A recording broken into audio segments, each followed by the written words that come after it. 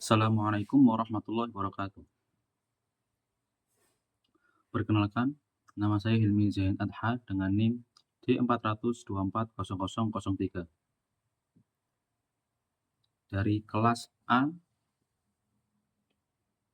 mata kuliah Praktikum Dasar Teknik Elektro. Di sini saya akan menjelaskan tentang modul ke-7 dari Praktikum Dasar Teknik Elektro, yaitu mengenai pengukuran beda fasa.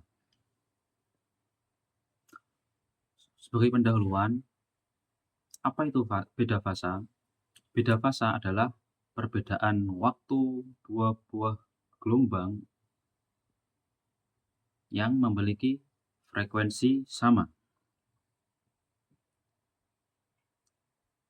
Dan pengukuran beda fasa adalah proses untuk menentukan selisih sudut atau selisih waktu antara dua sinyal gelombang bolak-balik atau gelombang AC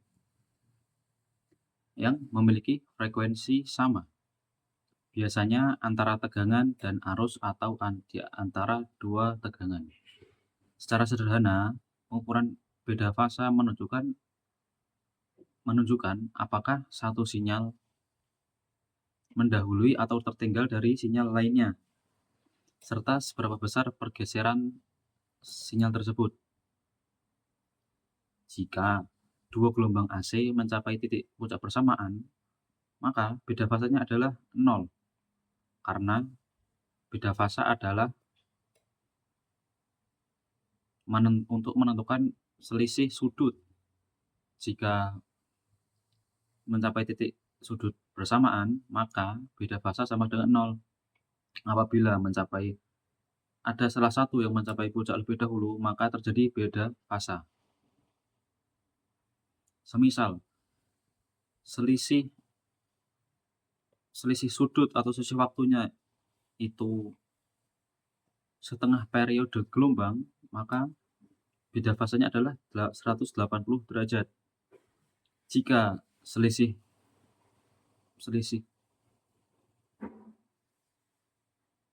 selisihnya adalah seperempat periode gelombang, maka beda fasanya adalah 90 derajat. Mengapa pengukuran beda fasa penting? Pengukuran beda fasa sangat penting karena pengukuran beda fasa berfungsi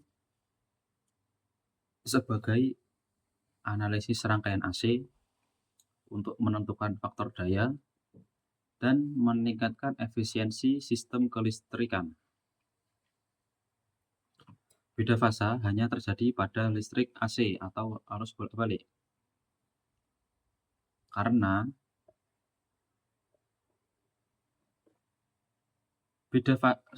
kembali lagi ke pengertian beda fasa. Fasa adalah perbedaan waktu antara dua buah gelombang yang memiliki frekuensi sama. Sedangkan arus DC berbentuk garis lurus dan tidak memiliki gelombang, sehingga tidak bisa dilakukan pengukuran fasa pada arus DC. Kemudian komponen-komponen yang menyebabkan beda fasa adalah satu, kapasitor, dan yang kedua, induktor, dan ketiga adalah rangkaian RLC. Kemudian masuk ke pembahasan faktor daya. Faktor daya merupakan perbandingan antara daya aktif dan daya semu. Faktor daya juga merupakan konstanta dari nilai kosinus dari sudut pergeseran fasa. Pada faktor daya dibagi menjadi 3 jenis, yaitu yang pertama adalah faktor daya unity, yaitu faktor daya apabila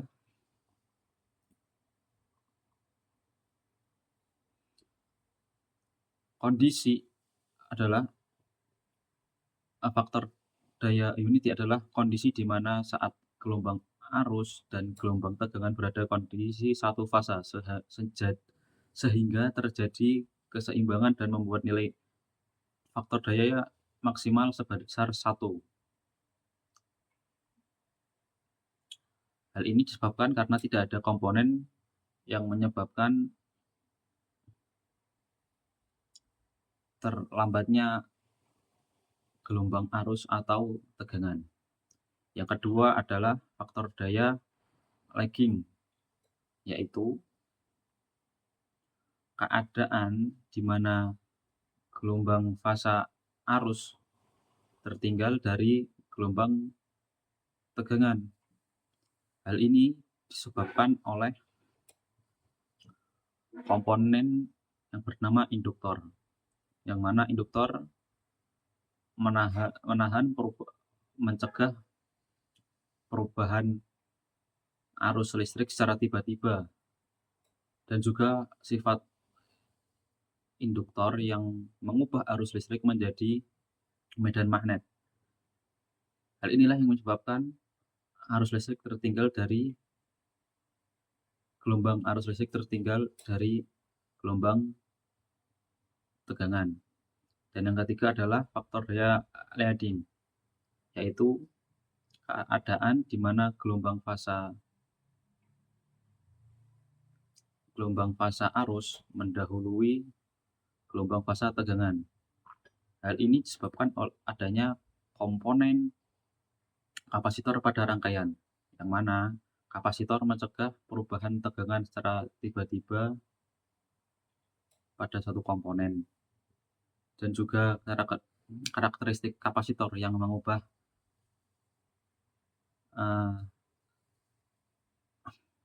arus listrik menjadi energi potensial atau tegangan listrik, sehingga menyebabkan gelombang fasa tegangan terlambat dari gelombang fasa arus.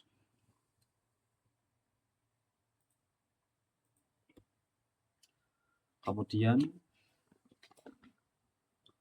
masuk ke analisa percobaan pada praktikum. Pada praktikum ini kami melakukan percobaan pada 4 rangkaian. Untuk rangkaian pertama adalah rangkaian RR, yaitu rangkaian yang terdiri dari komponen resistor, sehingga arus dan tegangan pada tiap resistor akan selalu satu fasa karena tidak ada komponen reaktif yang menyebabkan keterlambatan fasa. Ketika diukur menggunakan osiloskop dan metode Lissajous, bentuk gelombang akan terlihat sejalan dan tumpang tindih. Pada rangkaian RR ini, faktor daya yang terjadi adalah faktor daya unity, di mana gelombang arus dan daya saling tumpang tindih, yang membuat nilai faktor daya maksimal, yaitu sebesar 1. Kemudian untuk percobaan kedua kami menggunakan rangkaian RC. RC ini terdiri dari 2 komponen, yaitu resistor dan kapasitor. Pada rangkaian ini, gelombang yang tampak pada osiloskop terlihat terlambat salah satunya, yaitu pada gelombang tegangan, karena terdapat komponen kapasitor, yang mana kapasitor memiliki sifat menghambat tegangan, sehingga gelombang arus terlihat mendahului gelombang tegangan. Pada metode Lissajous, polanya terlihat bergeser ke kuadran negatif,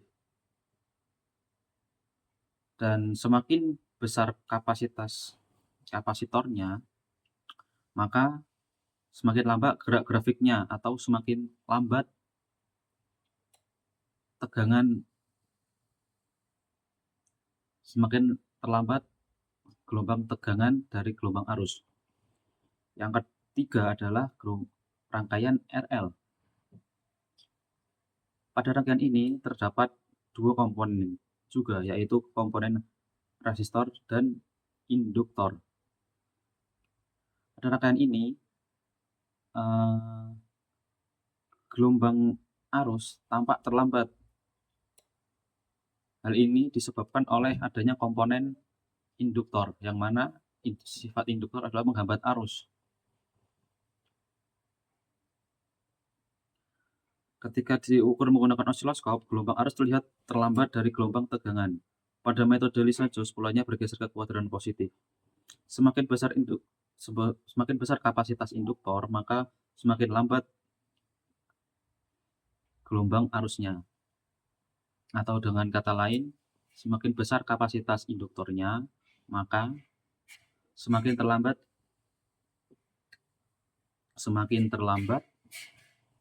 gelombang arus dari gelombang tegangan. Dan yang terakhir, dan yang keempat adalah rangkaian RLC. Rangkaian RLC ini terdiri dari 3 komponen, yaitu resistor, merupakan komponen resistif yang tidak memiliki pengaruh apapun pada gelombang. Yang kedua adalah L, yaitu induktor, yang mana induktor memiliki sifat menghambat arus. Dan yang ketiga ada komponen kapasitor, yang mana memiliki sifat menghambat tegangan. Untuk arah dan besar beda fasa pada rangkaian RLC bergantung pada komponen yang paling dominan pada rangkaian ini. Semisal komponen induktor lebih dominan, maka yang terlambat adalah arus. Arus akan lebih terlambat daripada gelombang tegangan. Apabila kapasitasnya lebih besar dari kapasitas induktor, maka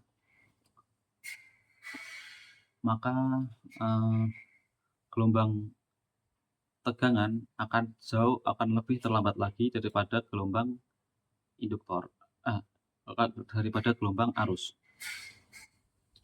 Adapun jika kapasitornya yang paling besar adalah resistor, maka resistor tidak memiliki pengaruh apapun karena resistor merupakan beban resistif murni yang tidak memiliki pengaruh pada faktor daya apapun.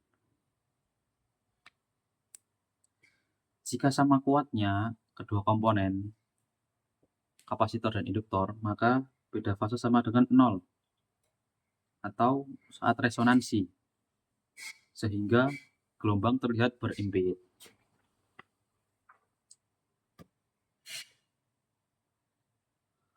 Cara mengetahui nilai beda fasa pada gelombang sinus. Nilai beda fasa pada gelombang sinus dapat diketahui dengan membandingkan pergeseran waktu atau pola antar dua sinyal sinus. Ada 2 cara utama yang digunakan, yaitu metode langsung dan metode Lissajous.